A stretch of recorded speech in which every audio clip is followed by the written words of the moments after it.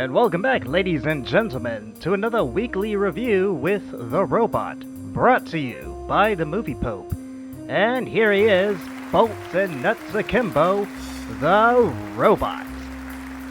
With everything going on and me spending most of my time watching these soppy romances, I totally forgot the Winter Olympics was on in Italy. Seriously, I think after 3 weeks of discussing movies that, honestly, don't register with me and aren't my cup of tea, I think it was high time to review a movie that aligns with one of the biggest sporting events of 2026. And since it's the Winter Olympics, I figured what better way to root for the contestants and wrap up February than looking at cool runnings. Can Jamaicans bobsled in a competitive environment?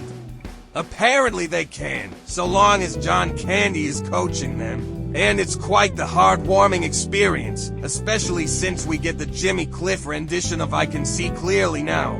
Now, the powers that be wanted me to review Sleepless in Seattle, but we compromised. And by compromise I mean ignoring them on the request to review Sleepless in Seattle, but looking at a movie from the good old 1990s. So, let's wrap up February with this nice sports comedy gem and pay homage to the incomparable John Candy, who's just as incomparable as Catherine O'Hara.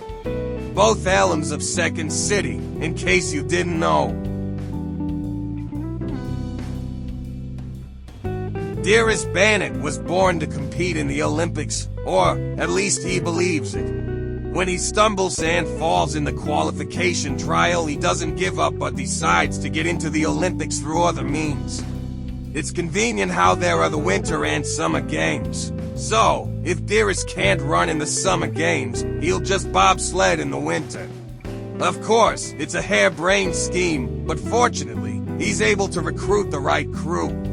As enthused as they aren't schooled in the sport of bobsledding. So, they recruit Irving Blitzer, a fellow Olympian who competed with Dearest's late father, who's let himself go since the '72 Games, granted, training in a country where snow is as foreign as, well, snow is a bit daunting, and a push cart isn't the equivalent to a bobsled, but you gotta give them points for trying.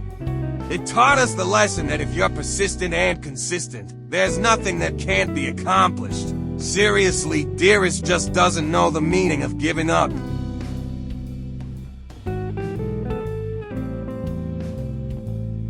This may be an anachronistic comparison here, but it reminds me a lot of Creed. Apollo Creed's son, Adonis, seeks out his dad's old rival Rocky to mentor and train him. See, for me there's something heartwarming in seeing old friends and rivals stepping in to train and mentor their late friends or rivals' kid. As much as they want to dump their disappointment and heartache onto the next generation, they can't. The slate is clean for them to start over and create a better legacy for themselves and teaching the newcomers what it means to compete in the sport. Blitzer may have been a total screw-up back in the 1970s, wallowing in self-pity and binging on every vice imaginable, but he comes alive when trains Dearest and crew to eventually compete in the Winter Games. Although, as I was watching, I have to wonder, out of all the countries Blitzer could have gone to, why did he go to Jamaica? Did he want to be close to Ben Bannock? Did he just know someday he'd run into Ben's kid? When I think of it that way, it kinda reminds me of the ending of Obi-Wan Kenobi. They just knew the kid would one day come to them seeking their guidance.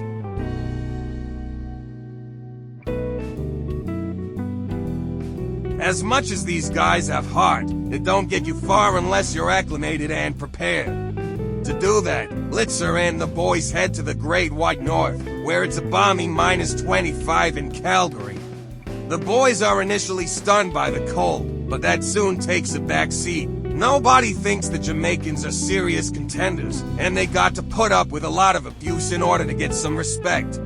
Blitzer himself isn't getting off easy, since his reputation precedes him and he finds it hard to shake off the cheating scandal that derailed his career. Still, that only pushes them to be better. They don't get the payoff they've been looking for, but they come back with experience and know exactly what to do the next time around. I think it's pretty funny how they can run anywhere, be it on a beach in Jamaica or on the frozen banks of a river in Alberta. I guess lightning can run on ice.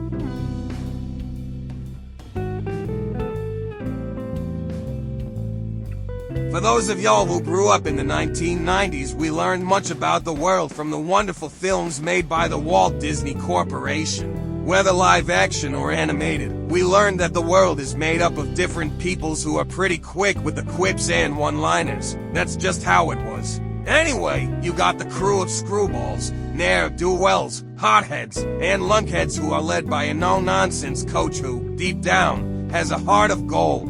They generally don't mesh well and stumble a lot before they can run. And in the end, they learn that the goal wasn't winning, but working together. Man, that lesson didn't age too well. Anyway, I'm done. Cool Runnings may not exactly reflect what actually happens during the months leading up to the Olympics, but it sure is fun and make-believing. It's the classic fish out of water story where we're rooting for them because what they're doing is way out of their comfort zone. After all, Calgary is a far cry from Kingston, Jamaica, and learning how to bobsled isn't the same as sprinting. Still, we get in the laughs, can't help but root for our misfits because we so want them to succeed, and marvel at the quality of filmmaking from 30 years ago compared to today.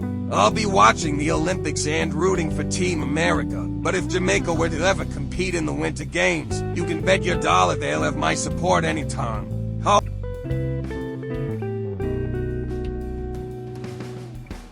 Oh, they do. Well, scratch that then. Thanks for watching, and if you don't mind, please leave us a like. It helps a lot. And while you're at it, subscribe so you never miss an episode drop. This is the robot signing off.